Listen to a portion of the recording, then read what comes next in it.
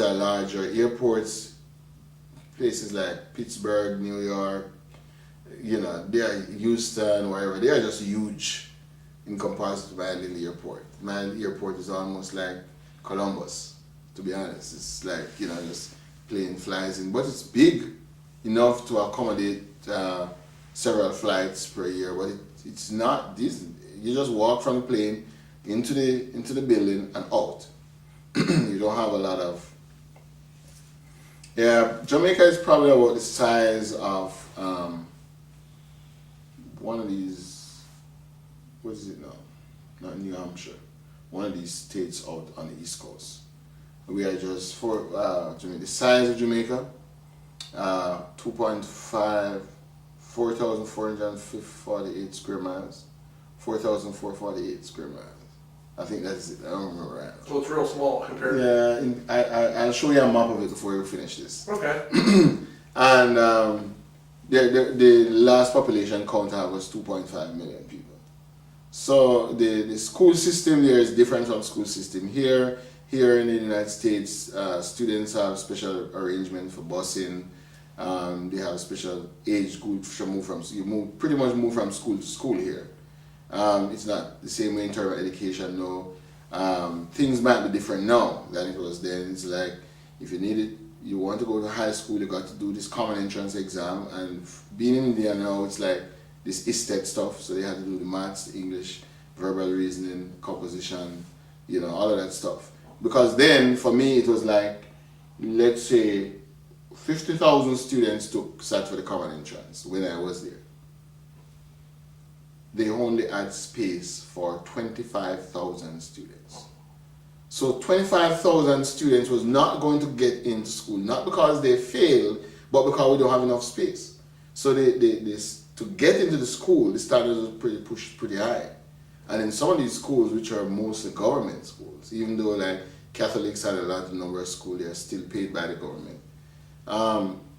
They had particular standards. So some of these schools, to get into some of them, you had to, if you're like in my parish where we had like 2 high schools, most people didn't go from primary school to, you left primary school to all age, primary and all age go from 1 to 9.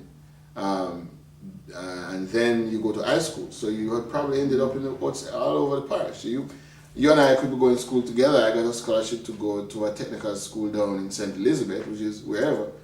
And I had to boarding out there. I mean, it doesn't matter. I'm 11, 12.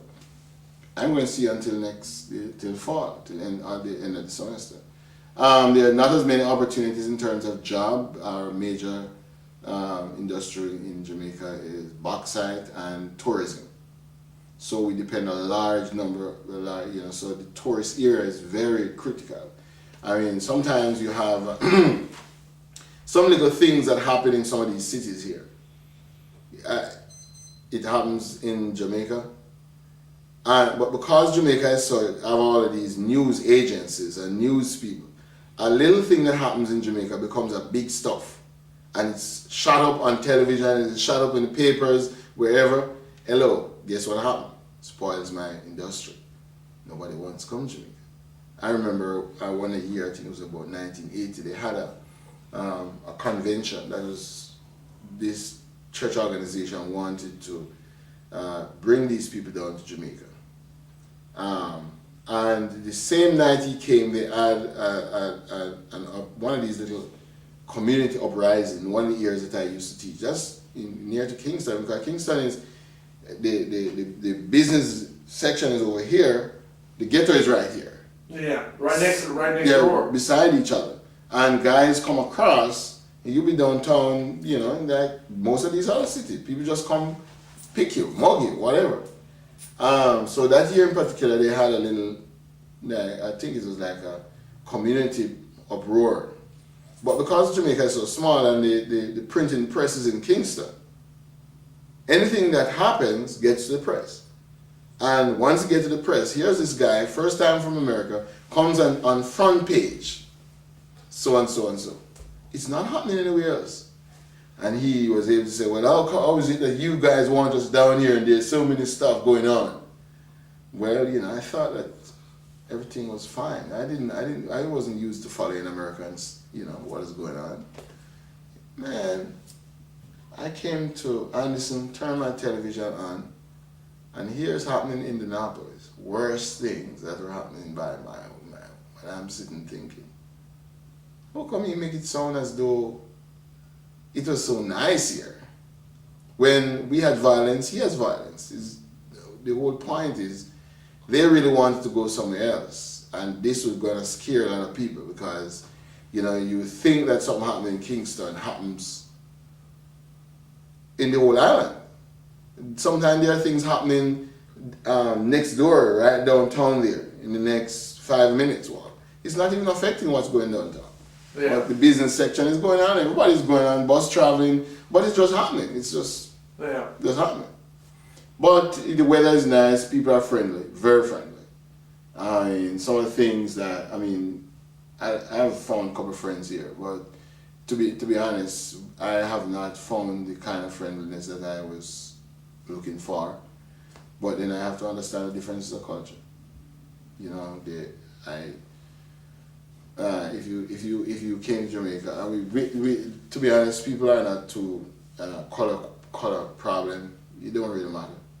I remember we had a group of guys come down, church guys. I was about 74.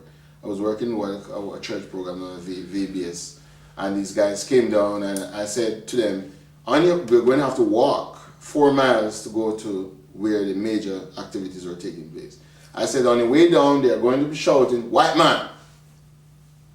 That's what they're going to shout. "Hey, white man, white man." And I said, you must say in response, "Black man, black man."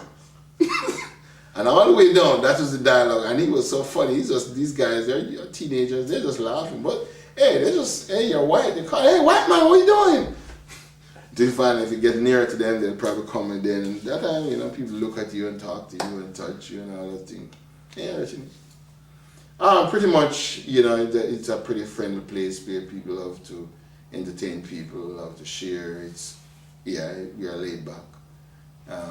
Not very fast sometimes, long weekends, a lot of holidays. They don't pay a lot of money for jobs, so these weekends I have to compensate. A lot of family reunions, go to the beach. Yeah, if you have seen whatever that movie is now, one of the guys skiing down and all of that stuff, it's pretty much the same. So how does that contrast to here in America? The difference is, I have a feeling, my understanding, it seems like people are people are open enough to accept you, to talk to you, to share with you. They don't need, you don't need an invitation to go to their homes. Unless I know you, I don't come to your house. Here, it's more business-like. Everything is done, it's business. Why are you coming to see me? You may do fine. You find some, and I probably need to say, I don't want to make any blanket statement about America because having been in Anderson, having worked at Atterbury, having lived in Wyoming for 6 months, having been to New York and other states, I think I probably prefer saying different regions of the United States operate on a different basis. And so in order for you to make any one judgment about any one place, it's not fair. Okay? All people operating in the Midwest are going to be different from people in the East Coast and people in California. I've been down there, my friend visited one of my sister's sister. They are different. The culture, there's a vast difference in people behavior and land mass, in transportation. You have bigger cities, you have more places to see. We don't have as many places to see as there. So those are some of the comparisons I want to make.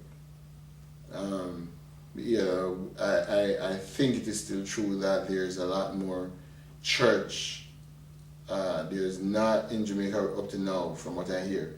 People are still not gotten into this church state problem. Where here you can't bring church into Christianity into a lot of stuff. You can't have devotions in schools. You're reading